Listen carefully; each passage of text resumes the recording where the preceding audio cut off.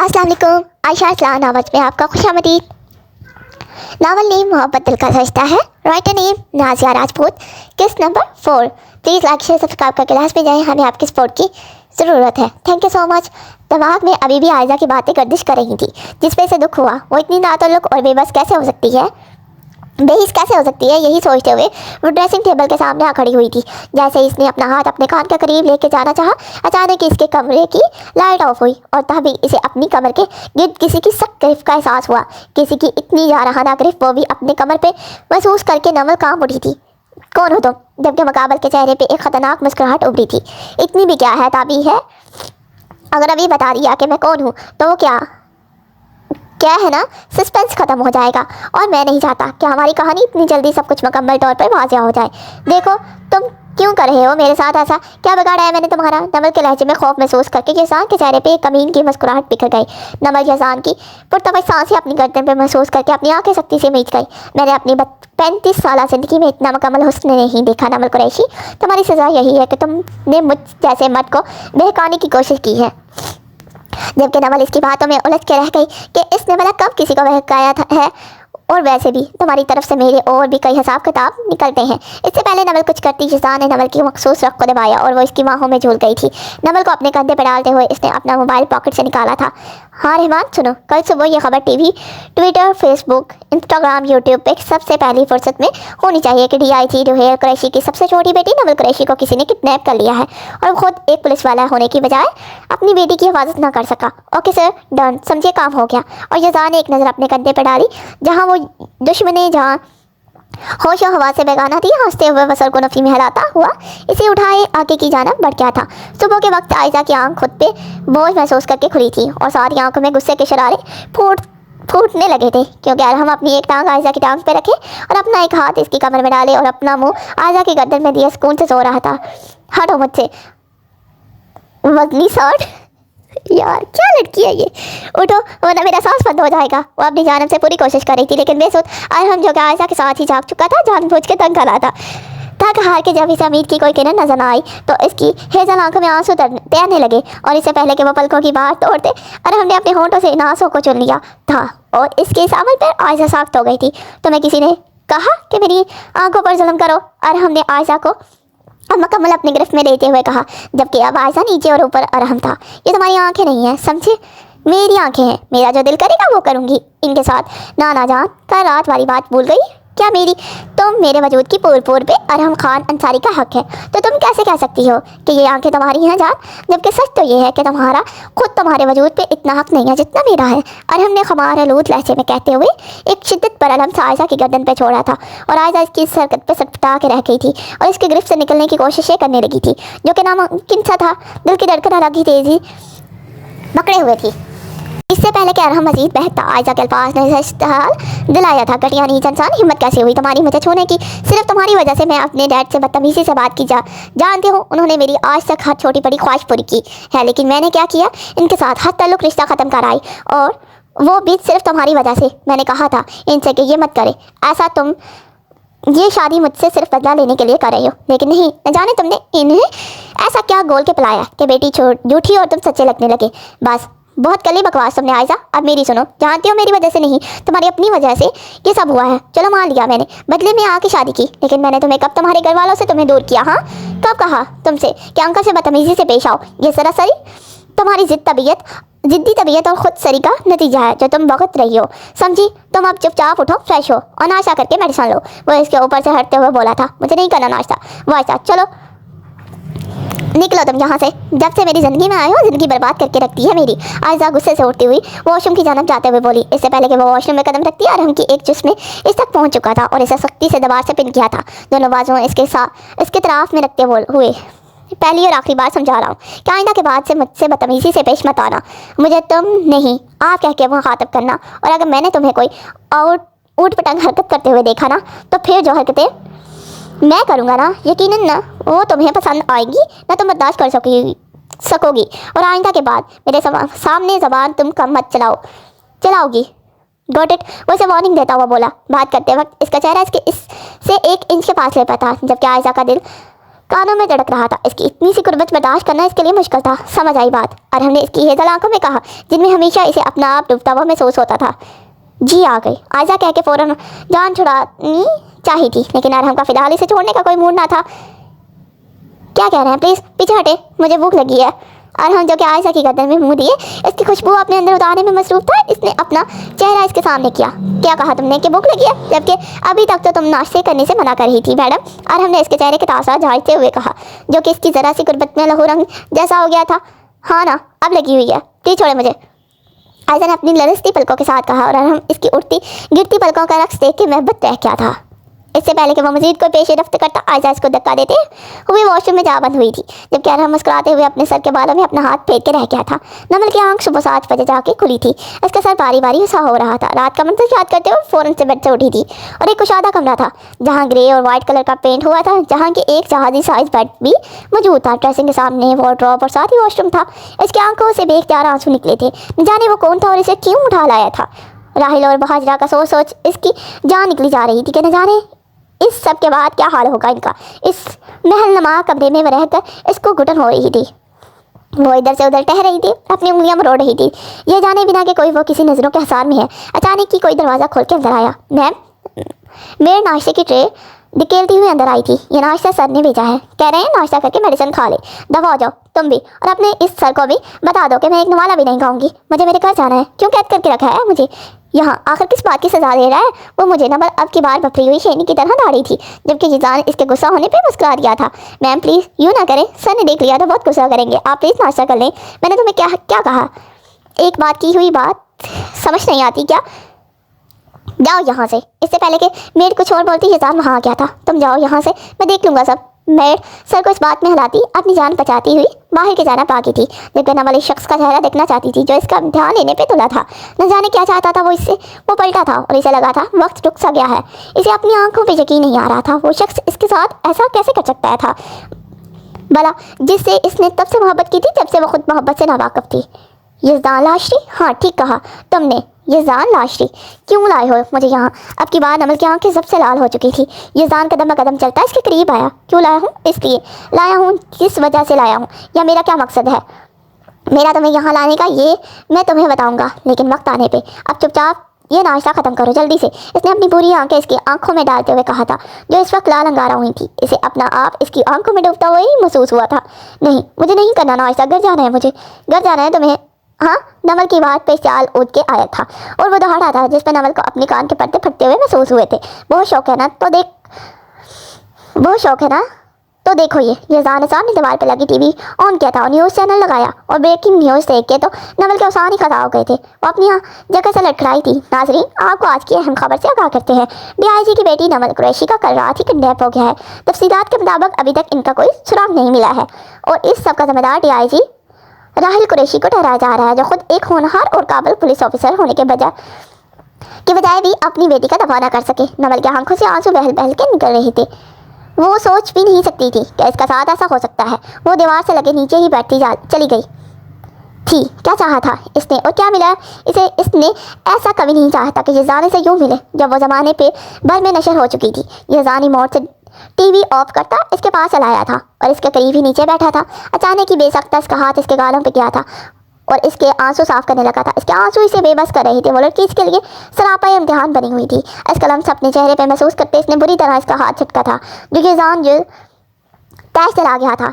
इसने अपनी मुट्ठी में इसके सर के बाल जकड़े थे, जिस पे नमल करा के रह गई थी। तुम्हें क्या लगता है तुम्हारे आंसू मुझे मेरे मकसद से रोकेंगे? कभी नहीं, किसी सूरत नहीं। तुम नहीं जानती कि तुम्हारा पल्ला जिस इंसान से पड़ा है ना, इसके पास दिल नहीं है, बल्कि यूँ समझ लो कि दिल की जगह पत्थर है। समझ आए तुम्हें? इसलिए तुम्हें जो कहता हूँ चुपचाप करती जाओ, वरना मुझे इंसान से हैवान बनने में ज़रा बराबर भी देर नहीं लगेगी। वो झटके से इसके बाल छोड़ता उठा था और कमरे से निकलता चला गया था।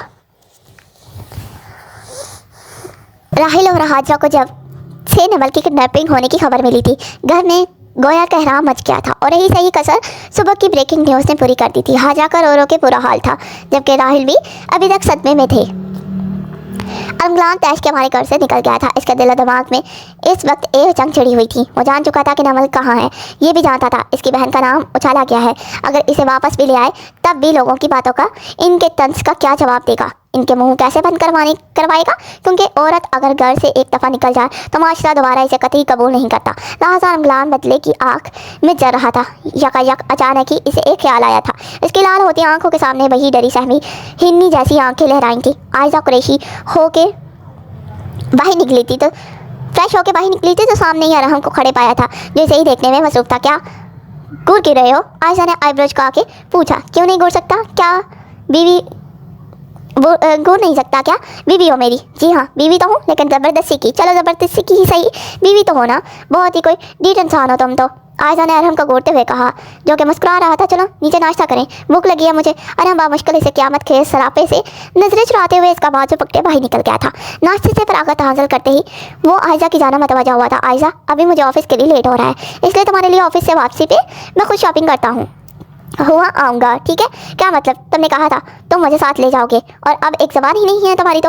आयशा गुस्से में कहती जाने लगी तो हमने इसे इसकी बाजू से पकड़ के अपनी जानब खींचा था। वो क्या है ना जी मैडम, आप इस काबिल नहीं हुई हैं अभी तक कि अरहम खान अंसारी आप पे भरोसा कर सके। क्या पता शॉपिंग के बहाने भाग जाओ तो फिर। जबकि आयशा इसकी बातें सुनती चल बन उठी थी तो किसने कहा था कि मुझसे शादी करो, जब यही सब करना था तो।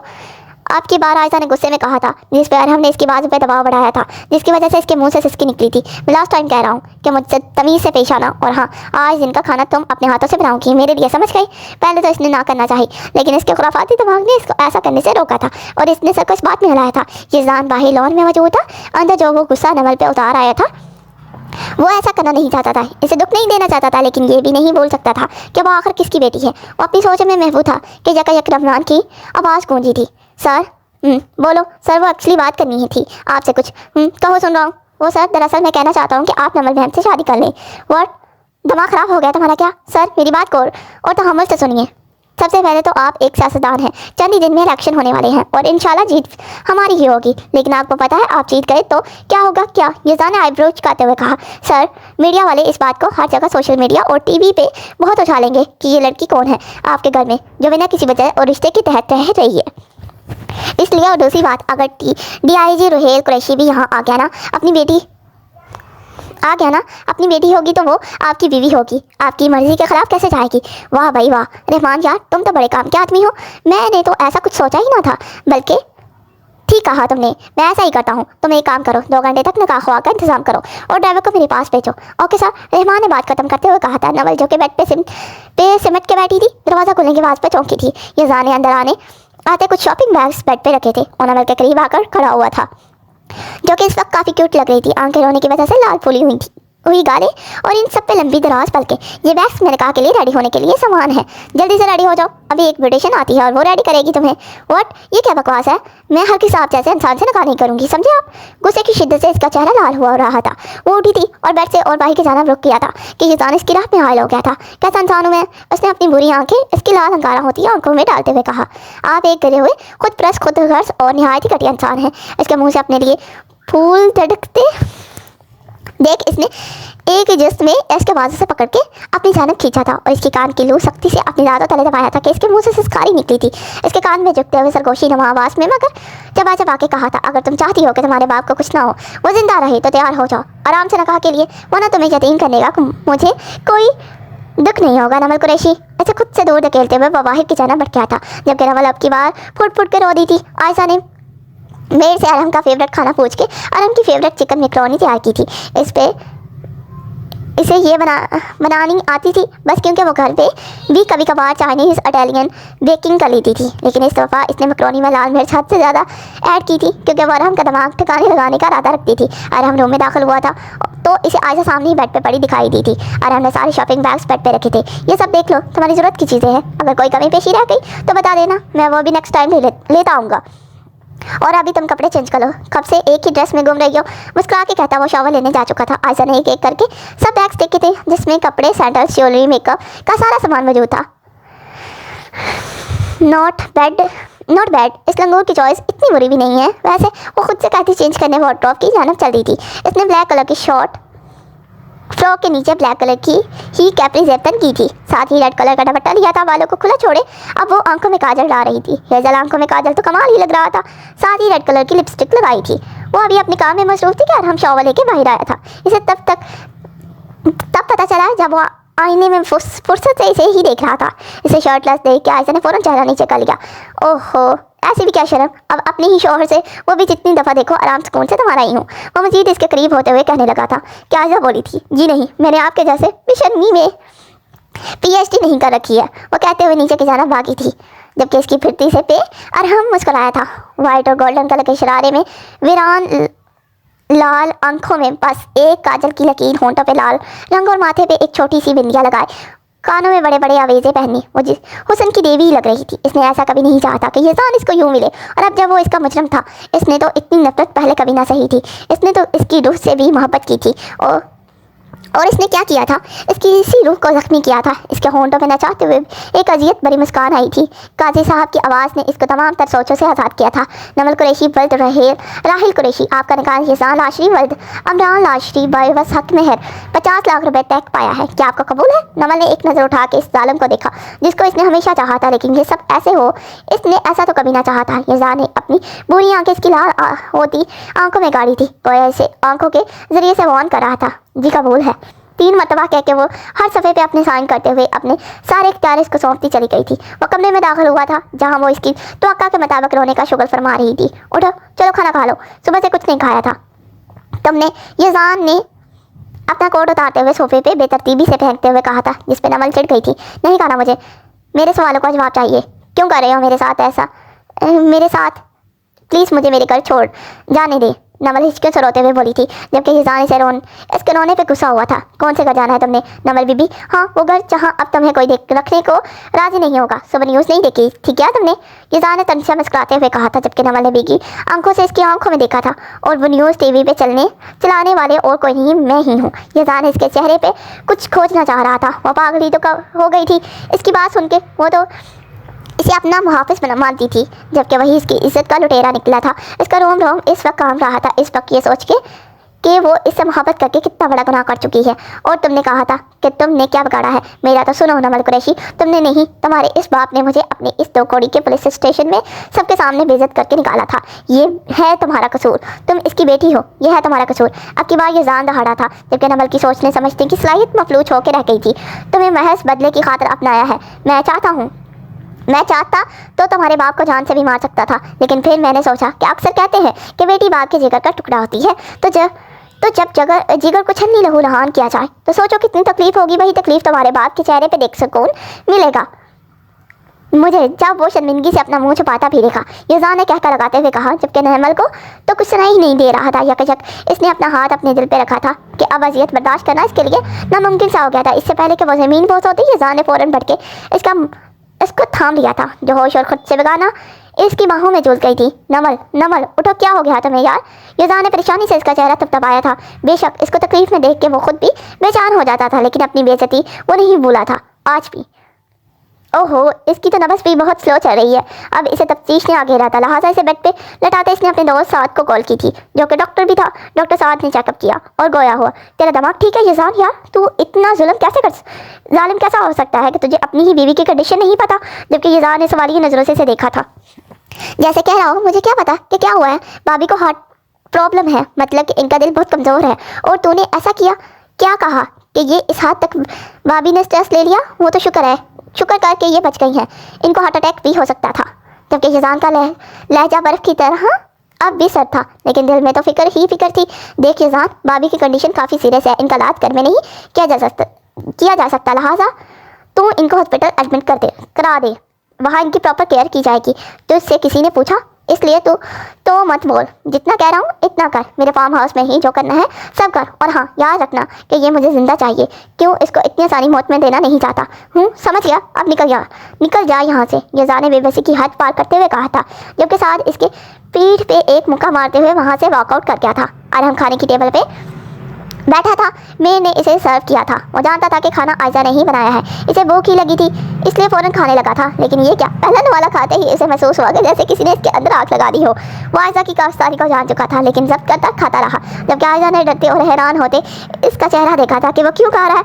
जब वो खा चुका तो आयशा को ऊपर अपने रूम में आने का कहा था, जिस पर आयशा के रोंगटे खड़े हो गए थे। लेकिन मरती क्या ना करती, नचारा इसके पीछे जाना ही पड़ा था। जैसे ही वो रूम में दाखिल हुई और हमेशा दरवाजे पे पिन करते हुए इसके गुलाबी होंठों पे झुका था और आयशा इसके लफ्ज़ में को महसूस करती तड़पी थी। इसकी शिद्दत इस कदर थी कि आयशा की आंखों से आंसू निकल आए थे।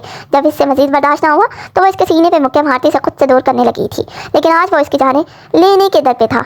जब अरहम को लगा वो सांस नहीं ले पा रही, जब वो जाके इसने इसे अपनी गिरफ्त से आज़ाद किया था और वो लंबे और गहरे गहरे सांस लेती इसकी सीने पे अपना सर टिका गई थी। जबकि अरहम के होंठों को एक दिलकश मुस्कुराहट ने छुआ था, लेकिन अगले ही लम्हे इसकी कमर को जारहाना अंदाज में पकड़ते वो गोया हुआ था। ये इस गलती की सज़ा है जो तुमने आज की है, खाने में मिर्च ज़्यादा डाल के। आइंदा के बाद सोच लेना, जैसी गलती करोगी वैसी सज़ा भी मिलेगी, और अगर गलती बड़ी हुई तो सज़ा भी सख्त और बड़ी होगी।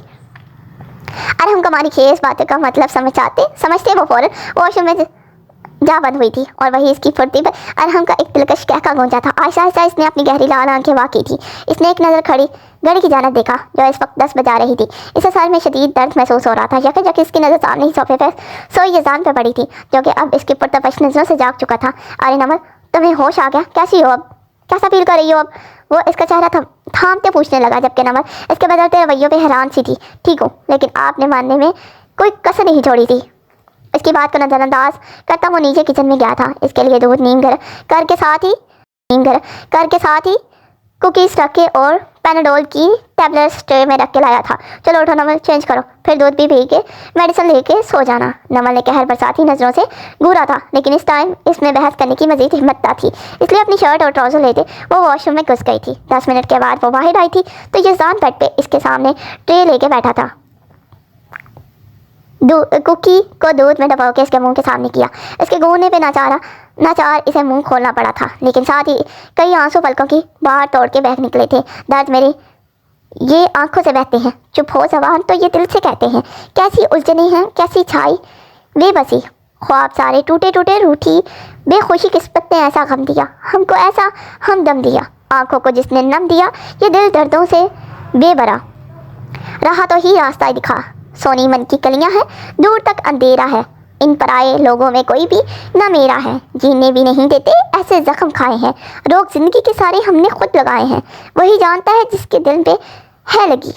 ख्वाब सारे टूटे टूटे रूठी बेखुशी किस्मत ने ऐसा गम दिया हमको, ऐसा हमदम दिया आंखों को जिसने नम किया। ये दिल दर्दों से बे है बरा, गम का हम पे साया बेचैन भी ना पाया है। रंजिशों ने मेरे दिल को रात दिन रुलाया है। दिल कभी धड़कता था, अब तो ये तड़पता है। आरज़ू ना कोई नहीं, कोई जलता है सुलगता है।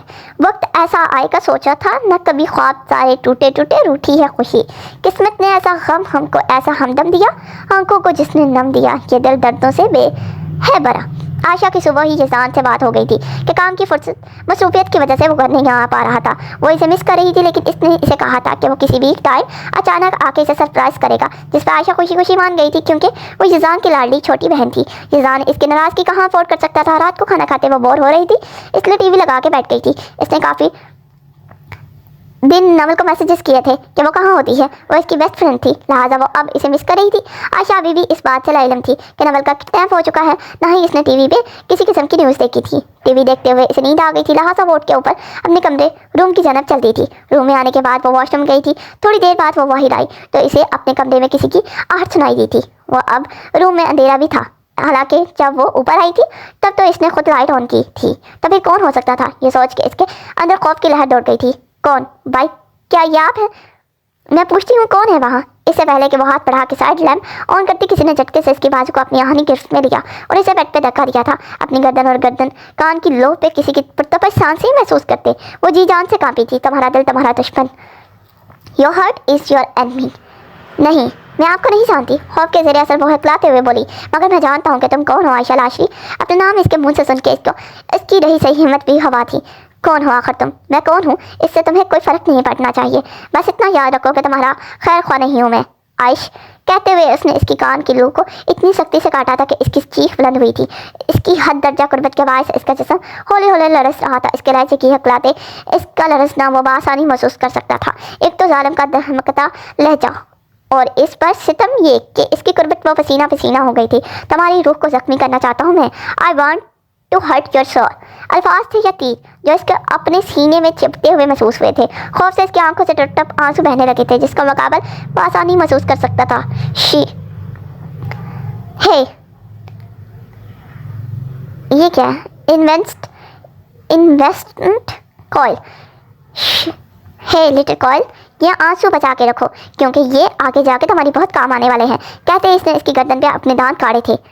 इसकी बर्दाश्त इतनी ही थी। अपनी गर्दन पे इसकी शेर की जुबान और जलन महसूस करते वो बेहोश और आवाज़ से बेगाना हो गई थी जबकि मुकाबल के होंठों पे एक जानदार मुस्कुराहट ने अहाता कर लिया था। Thank you so much. Please like share subscribe कर क्लास में जाएं एंड बेल आइकन जरूर क्लिक कीजिए ताकि हर आने वाली एपिसोड आप तक सबसे पहले मैसर हो। Thank you so much.